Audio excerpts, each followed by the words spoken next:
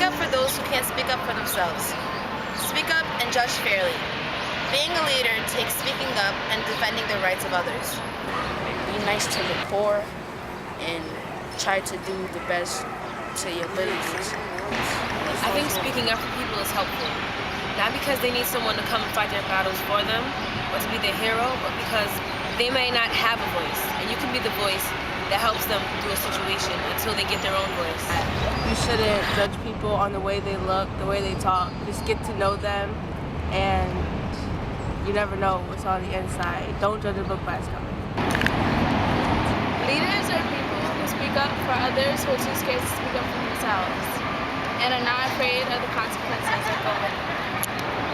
Proverbs 31, 8-9 talks about standing up for others. Why? Because Jesus stood up for me.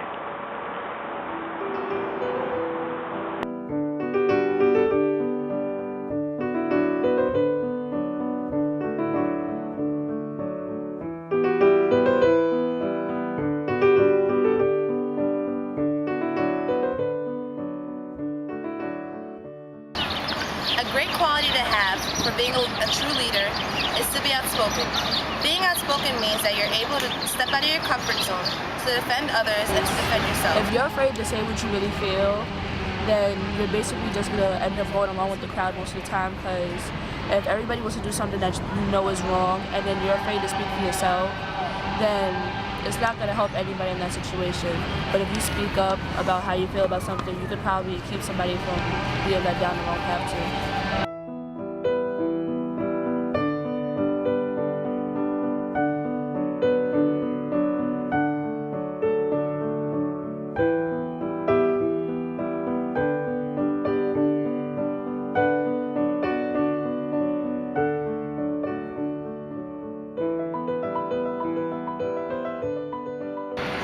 A quality we look for in a leader is to be inspirational. Their words should inspire others to do better and want better for themselves. A leader should be inspirational because when someone is down or sad, they would inspire them to bring back up their mood and help them get through what they're going through.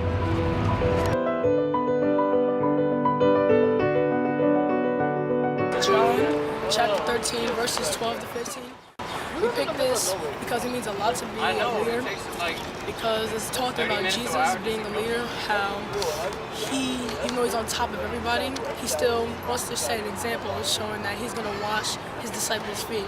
And so he's setting an example of being a leader, telling everyone else you should wash someone else's feet too. As a leader, you should put others up, like treat others equally like you, and don't think yourself more highly than everybody else. This Bible verse is basically explaining pay it forward, do something good for someone else, and then you can do stuff in return and do good stuff for other people at the same time.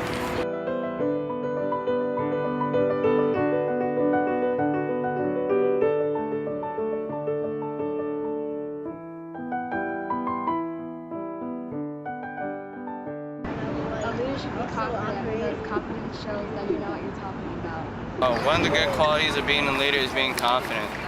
When you have confidence, you have a higher self-esteem on accomplishing your goals in life. A leader should be confident because they shouldn't be afraid to express themselves and do what they think is right and not exactly follow the crowd.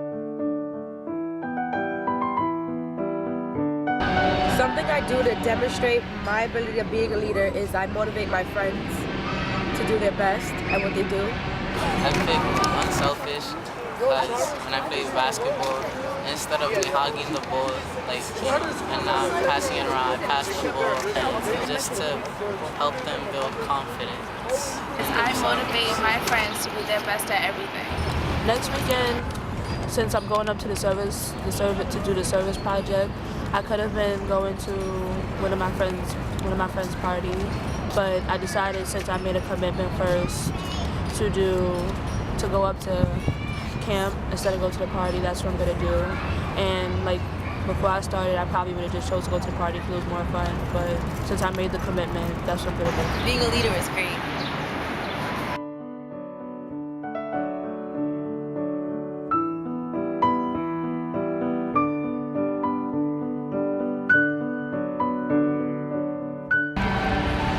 Before I came to to Leadership Academy, I was having trouble with my social studies teacher and I kind of didn't like him.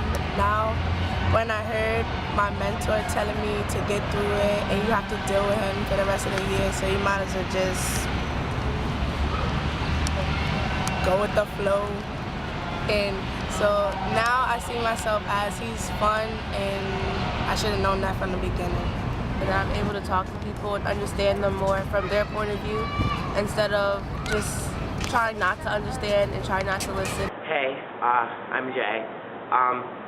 Leadership Academy has definitely given me a valuable experience. I remember that prior to being in this, I had a lot of ambitions, but I definitely didn't necessarily know how to achieve them or how to get to where I wanted to be.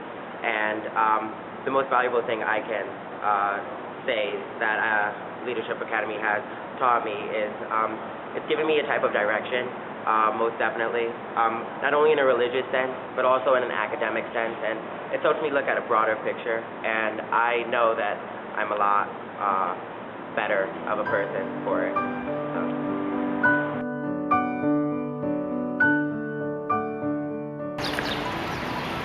I look for the quality of being trustworthy as a leader. Whether or not the leader agrees or disagrees with my opinions or what I believe, I need to be able to trust them so that what I tell them doesn't get around. Because you have to trust the person to show you and tell you how to be a leader, show you the way how to be a leader, for saying an example. Being a leader means being loyal because it shows integrity and it shows that you're a good leader. What I look for in a leader is for them to be dependable, because if I'm scared of something, I can depend on them to not make me scared.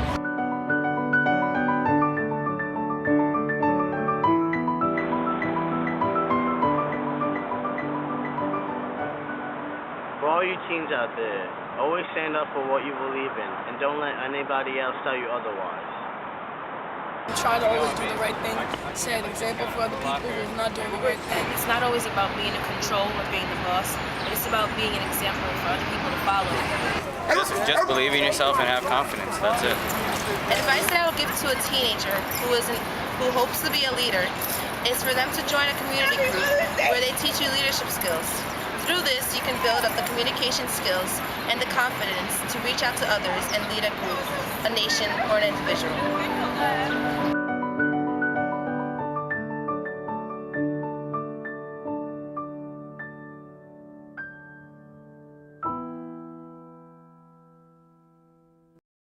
Awesome. Yeah. Awesome. That was phenomenal.